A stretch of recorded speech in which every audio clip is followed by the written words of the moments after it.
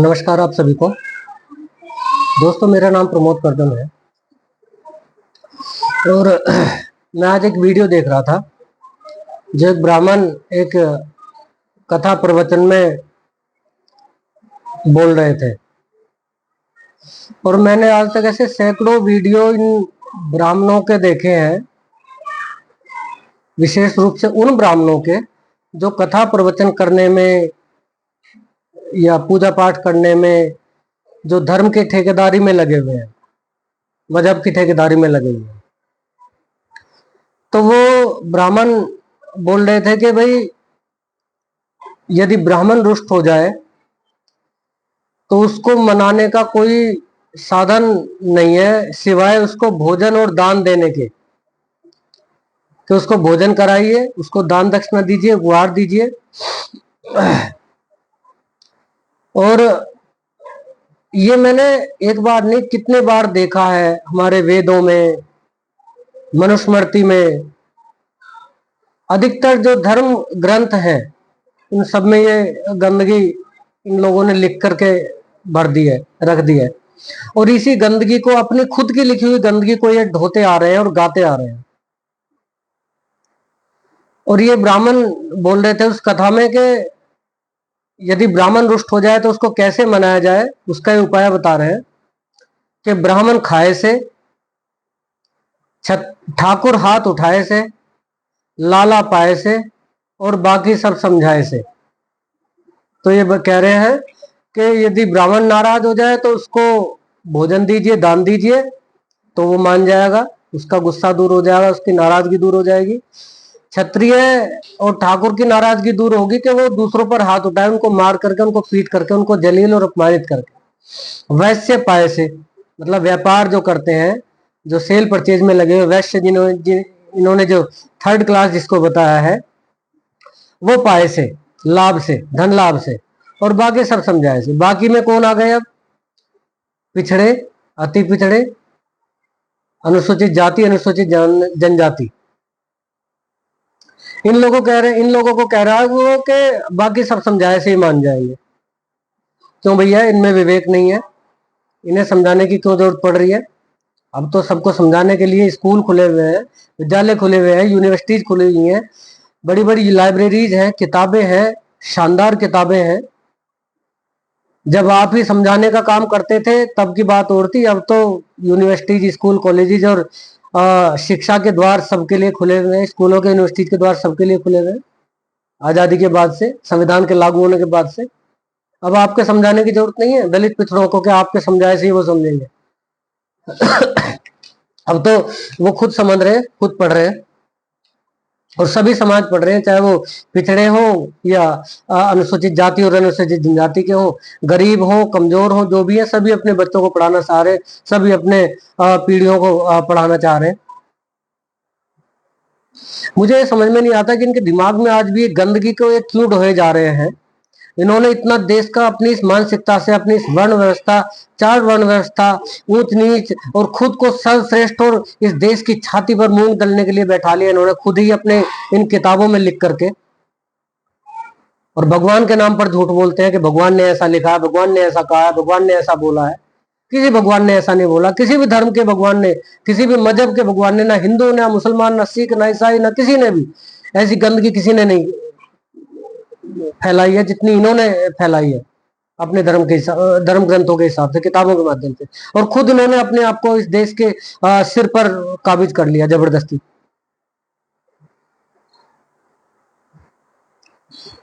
बताइए आज के समय में भी इस बात की क्या जरूरत है?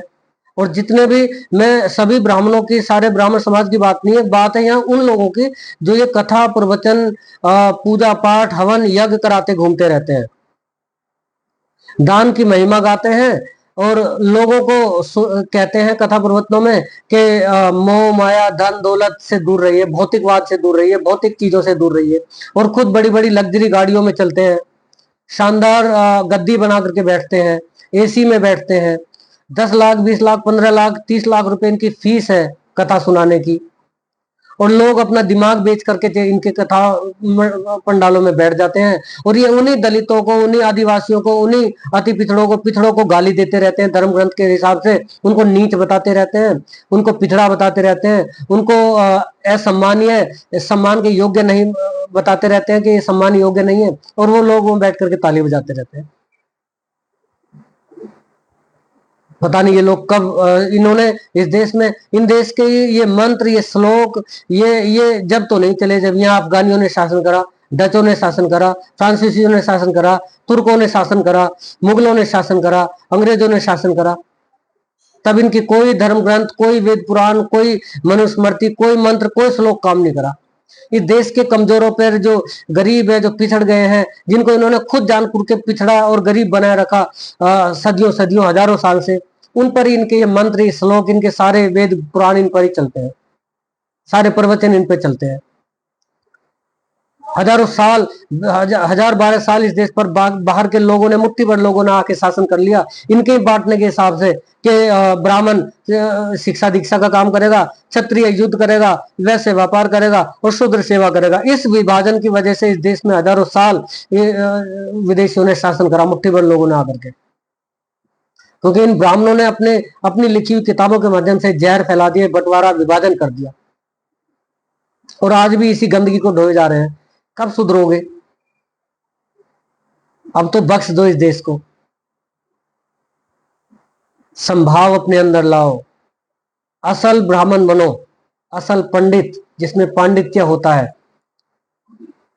किसी समाज में जन्म लेने से कोई पंडित नहीं हो जाता, किसी ब्राह्मण समाज में जन्म लेने से कोई ब्राह्मण नहीं हो जाता। ब्राह्मण का मतलब होता है जिसने ब्रह्म को जान लिया हो, ब्रह्म का मतलब जिसने स्वयं को जान लिया हो, स्वयं को जान लिया हो, और पंडित का मतलब है पांडित्य जिसमें हो, जिसमें पांडित्य हो। पांडित्य मतलब ज्ञान, विनम्रता, करुणा, दया, प्रेम, संभाव, समानता जिसमें हो, परोपकार जिसमें हो, समदृष्टि जिसकी हो, विचार पवित्र हो।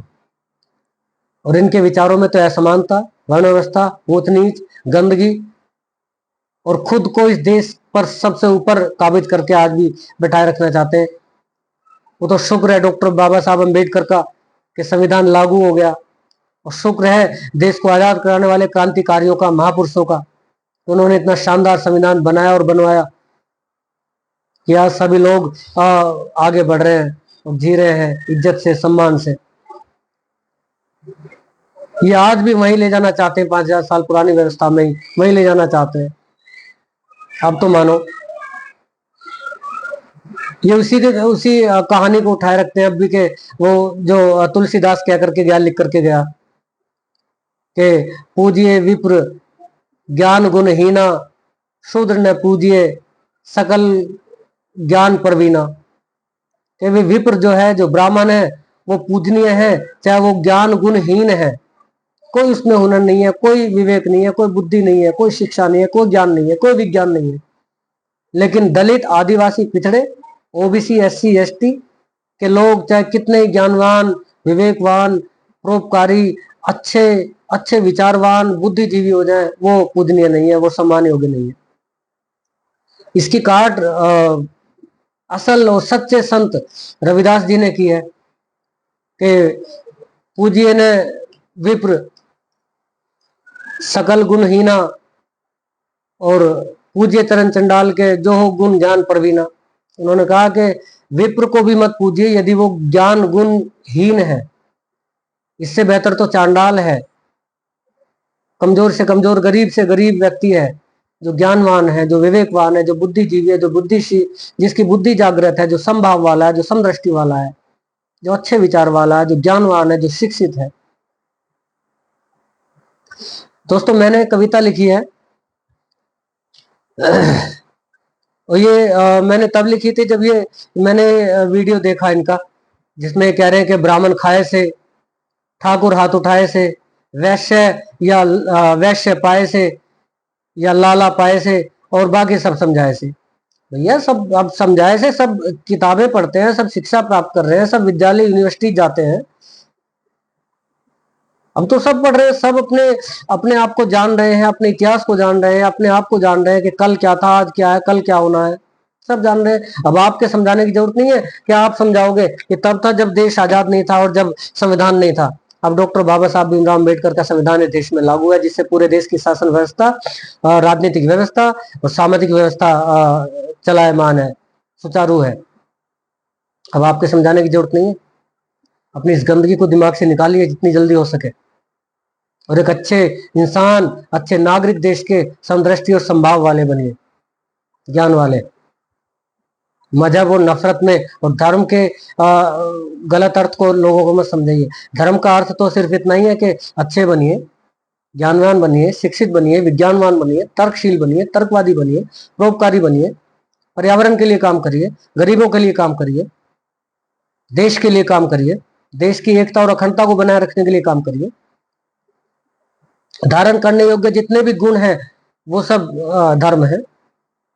बाकी तो जो आप लोगों को इन कथा प्रवचनों में और पंडाल में सुनाते हैं ना, और जिसका 10 लाख 20 लाख ऐड करके और बड़ी सी गाड़ी में आकर के और चले जाते हैं और दान की महिमा गा करके चले जाते हैं और लोगों को प्रवचन दे जाते हैं कि धन दौलत माया भौतिकता और भौतिकवाद से दूर रहिए, ये सब मोह माया है। और खुद इतनी बड़ी मोह माया में आज तक उलझे हुए हैं कि बड़ी बड़ी गाड़ियां, 10-20 लाख रुपए प्रवचन, शानदार पंडाल, शानदार गद्दी पर बैठते हैं, एसी में बैठते हैं। अरे कब इस निकम्मेपन को छोड़ोगे? कब इस झूठ की जिंदगी और परजीवी बने रहोगे? कब तक परजीवी बने रहोगे? तुमने बहुत अनर्थ कर दिया इस देश का, अब छोड़ो इसे। विज्ञान के शरण में आओ, ज्ञान की शरण में आओ। परोपकार, समानता, स्वतंत्रता, लोकतंत्र, डेमोक्रेसी, सेक्युलरिज्म, इसको अपनाओ। इसी से देश आगे बढ़ेगा, इसी से मानव मनुष्यता आगे बढ़ेगी, इसी से धर्म आगे बढ़ेगा।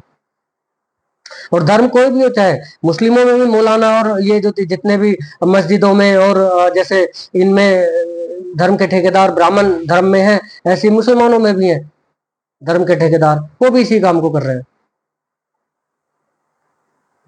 तो जो लोग धर्म के ठेकेदारी के का दम्भ भरते हैं, गंदगी उन लोगों ने फैलाई है। आम ना ब्राह्मण बुरा है, ना आम मुसलमान बुरा है, ना आम सामान्य वर्ग का व्यक्ति बुरा है, ना पिछड़े वर्ग का व्यक्ति बुरा है, ना दलित वर्ग का व्यक्ति बुरा है, ना अनुसूचित जाति वर्ग जनजाति वर्ग का आदमी बुरा है। आम और साधारण लोग सब ठीक है। जितने धर्म के ठेकेदार हैं और जो कथा प्रवचन करते घूमते हैं, मुल्ला मौलवी जो मस्जिदों में और इनमें लोगों को भड़का रहे हैं, और जैसे ये कथा प्रवचनों में भड़का रहे हैं, ये लोग टॉक्सिक हैं देश के लिए, मनुष्यता के लिए, धर्म के लिए। धर्म तो एक ही है, धारण करने योग्य गुण, मनुष्यता, मानवता, इंसानियत, प्रेम, करुणा, दया, ये धर्म है। ये तो मजहब है, ब्राह्मण मजहब, मुस्लिम मजहब, ईसाई, यहूदी, पारसी, हजारों हैं। इन दलित पिछड़ों की लड़ाई, आदिवासी की लड़ाई किसी ईश्वर के खिलाफ नहीं है, धर्म के खिलाफ तो हो ही नहीं सकती, क्योंकि धर्म तो एक है, धारण करने योग्य गुण। धर्म तो गुण है जो प्रकृति ने इंसान में पैदा किए हैं, अच्छाई, भलाई, उपकार, सेवा, करुणा, दया, ममता, ममतत्व, मातृत्व, पितृत्व, मित्रता, देश से प्रेम करना, देश की सेवा करना, देश को आगे बढ़ाने में, उसके विकास में योगदान देना, उसकी अर्थव्यवस्था को सुदृढ़ करने में योगदान देना। ये केवल परजीवी बने हुए आदमी हैं, हजारों लाखों 10-20 लाख रुपए लेकर के कथा प्रवचनों में, बड़ी बड़ी गाड़ियों में घूम करके 5000 साल पुरानी आज भी कपोल कथाओं को सुनाते हुए घूम रहे हैं। क्या होगा उससे? जहर फैलाते घूम रहे हैं। मैंने कविता लिखी है दोस्तों, सवर्णों के बच्चों को जमीन के ऊपर जो स्वर्ग मिला होता है, उसी जमीन पर एक नर्क मौजूद है, मैला सिर पर ढोते दलितों के लिए। गांव के पिछले नुक्कड़ पर, दक्षिण में जोड़ के ऊपर बने मिट्टी और पुआल के घर गवाही है इस सच की कि फर्क तो है इनके और दलितों के ईश्वर में, जो इन्हें देता है चमचमाते आलीशान घर और दलितों को टपकते छप्परों की छतें। तड़के तड़क अंधेरे में सोच को बाहर जाती रामवती सोच में पड़ जाती है कि उनके शौचालय भी दलितों के घरों से कई गुना बड़े और फर्शदार होते हैं। पर एक चिंगारी शिक्षा की जो निस्तो नाबूद कर देगी कुएं ठाकुर के, खेत ठाकुर के, स्कूल अस्पताल और दबंग सोच ठाकुर की, सभी भगवान ठाकुर के। जलेगी कोई मशाल जो आसमान तक उठेगी और उनके ईश्वर की छाती पर इंकलाब लिखेगी।